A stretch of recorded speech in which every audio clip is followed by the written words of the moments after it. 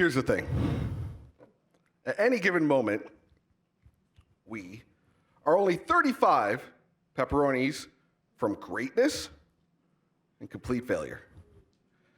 In life, all of us truly are only 35 pepperonis from, again, greatness, complete failure. So, I'm going to talk about that in depth. And first, I'm Mike Bausch. I put cheese on bread. That is what I do. I put cheese on bread. Let me rephrase that. I put cheese on bread at scale. A lot. Very well. Efficiently. For a very long time. I am stoked. I'm genuinely stoked about putting cheese on bread. Not everyone's stoked about what they do. I am. I'm stoked about it. Because of cheese on bread, I have been able to travel the world competing in international pizza competitions. Because of cheese on bread, I've done 2 Guinness World Records, both pizza related, and sent 7 kids on their Make-A-Wish wish.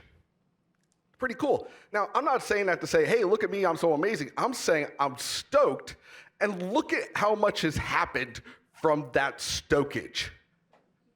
Cheese on bread. Started a small little pizza chain, not even a chain, single place, 1,500 square feet, and it's grown into 12 restaurants, not just pizzerias, fine dining, all sorts of stuff, all owned by me and my brother in Tulsa, Oklahoma. Again, started with being stoked about something simple, because if you do that, everything else is a lot easier, but it's not that easy without 5 main rules that I found. Because people will say, follow your passion. Don't do that. That's garbage. I'm saying be stoked about something, and if you have the stokage, here are 5 guiding principles, brutal principles that I've learned from restauranting that will help guide the journey and ensure that the success goes from a hope to a likelihood. Rule 1, specificity is our friend. Ambiguity is our enemy. 35 pepperonis, right? Now, I've learned when I say to a new employee, a kid really, hey, put 35 pepperonis on that. That's what a large pizza gets. Sure thing, boss. You'd think that's enough. It's not. Some kids put them layered. Some kids put them towards the edge. And I say kids, I mean, some of these people are now 40.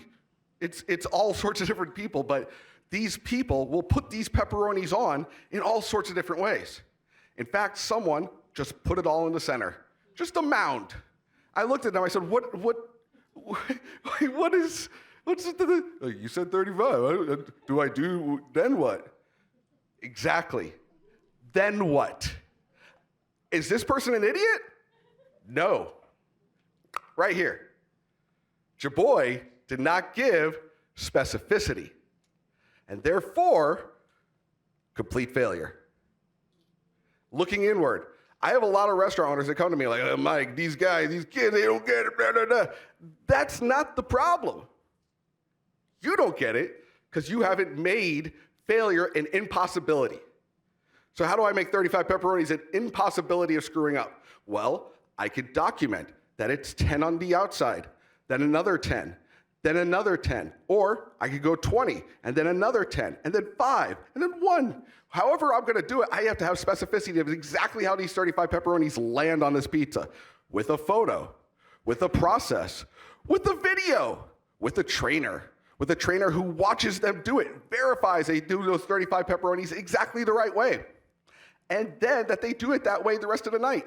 Now Murphy's Law is out the window, and success and stabilization can occur. Now, here's the thing about doing something specifically. It gets easier.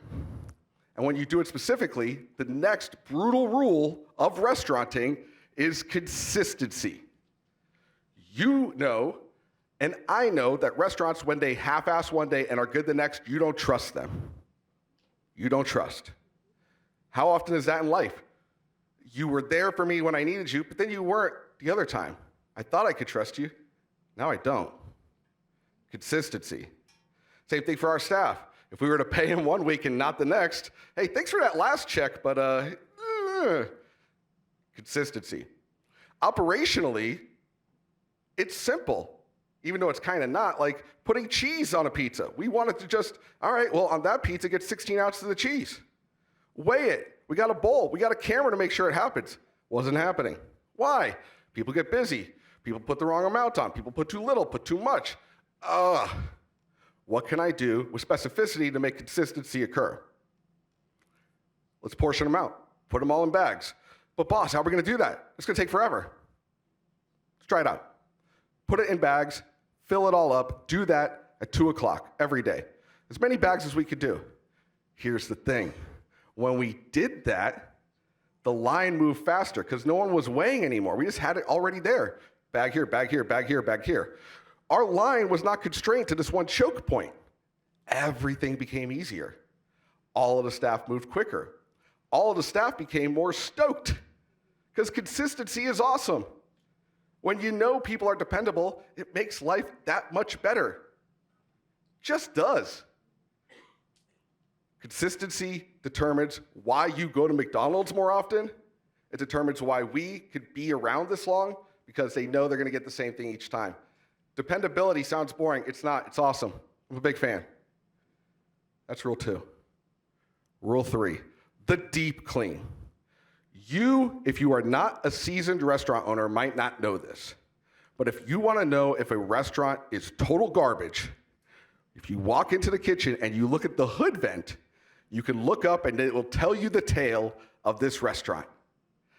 Is it dirty or is it clean? It's not an easy thing to clean. You can't just do it in the middle of the day. You got to get everything out of the way. You got to deep clean it. You got to rub it. You got to spray it down, wipe it all in. It is not something you can half-ass. So it takes forethought. Deep cleaning is a pain in the ass. But when you deep clean, you're better. And the broken window effect goes out the window. Double window. Now, a broken window is like, well, if that could be broke, then why should I care about this? You ever been in the crappy part of town and there's just, again, grass hanging out and broken windows, everything? You know people aren't going to super care about that part of town because why? Same thing in a restaurant. If that could be broke, why not this? In life, if we don't stop to do the deep clean when things ain't going right, or even when they're just like, is this really what I'm looking for here? Things go sideways. Case in point, your finances. Hey, should we be in debt still? Maybe we should get a budgeting app. Hey, should I still be a fatty this far along? From personal experience, I can tell you, maybe gotta get a trainer. Do something about it. Why are we eating too much? Why are we doing the wrong things? Hey, maybe it's a mental deep clean that we need. Pausing for the deep clean and evaluating it and then acting upon it is paramount to a restaurant, and it's super important for everyday life as well.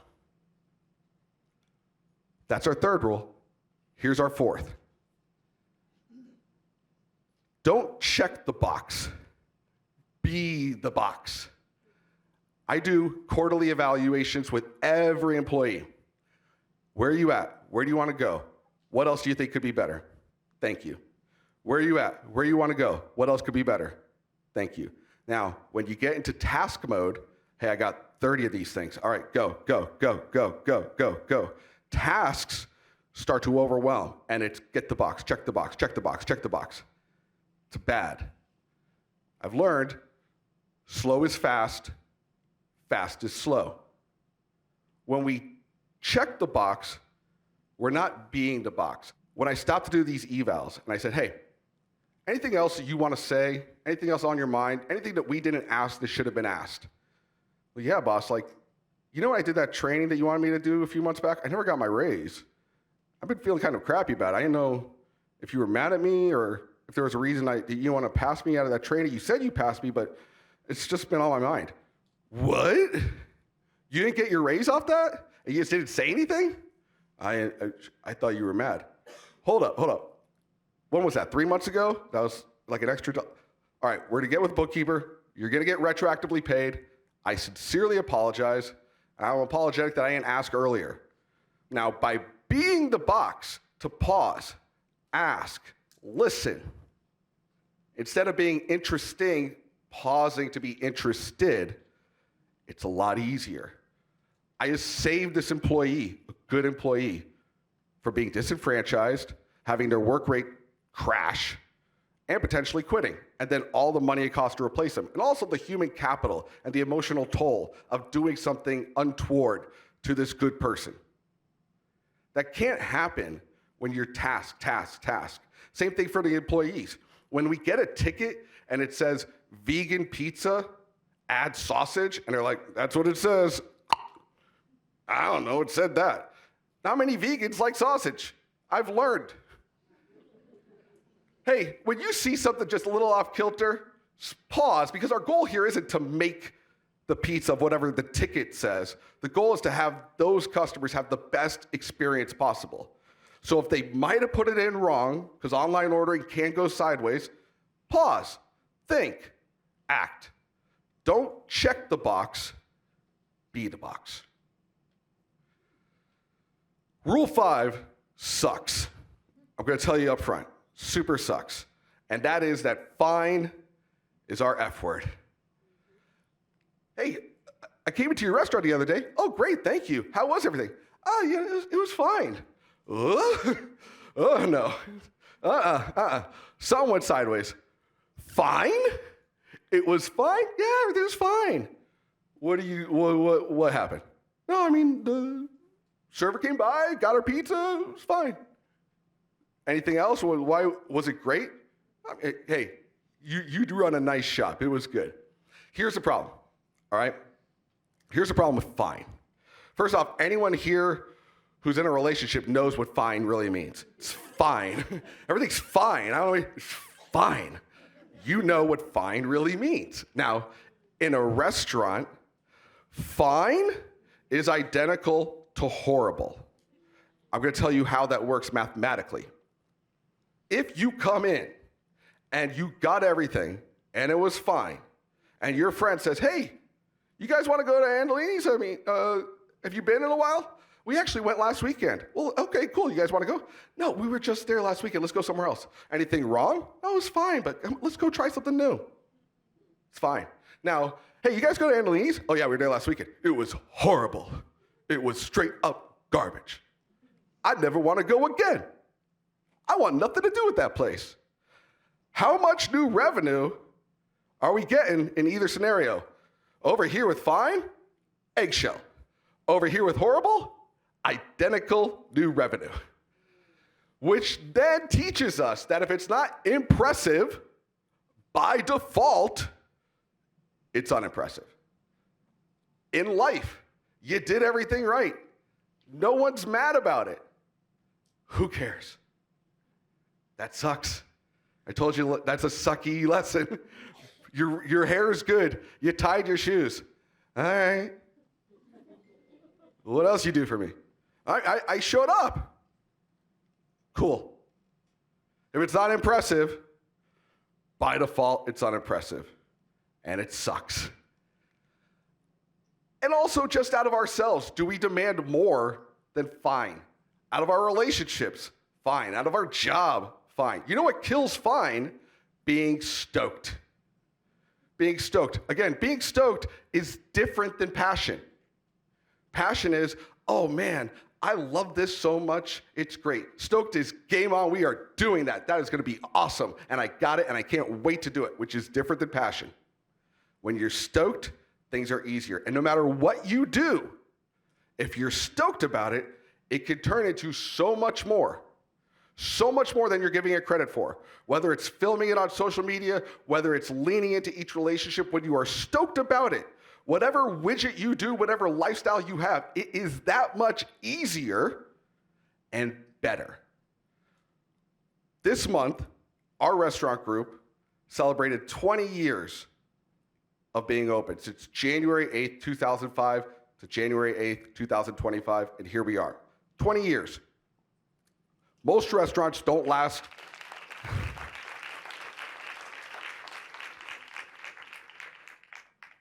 Thank you, but I don't say that to be braggadocious. I'm telling you, most restaurants don't last 4 years. About 1 out of 5 lasts 4 years. I could not find the stats on 10 years. Google broke when I asked it about 20 years. Now, why is that? Why is this so rare? I would say it's not the rarity that should be noticed. It's the people who say, Because when failure is not an option, then you can only fail forward. Because it's really never failure. We've been punched in the gut many times, but not one of those was a failure. Screwing up the 35 pepperonis wasn't a failure, because every time we learned from it, we got better. It's really only failure when you quit. And we haven't quit. And that's why this success is not a rarity. It's not even something we were hopeful for. As I look back at those 5 rules, when we locked in on those 5 rules, success goes from being a hope, which I don't really care for hope. I'm not a fan of it. What I am a much bigger fan of is a likelihood. And that's what we have today, the likelihood of success. And I know this for an absolute fact. When every single day you live consistency, you are specific, when you deep clean the things you know ain't right, when you live by being the box instead of checking, and you never settle for fine, success goes from that hope to the likelihood that we all want and dream for. Thank you so much.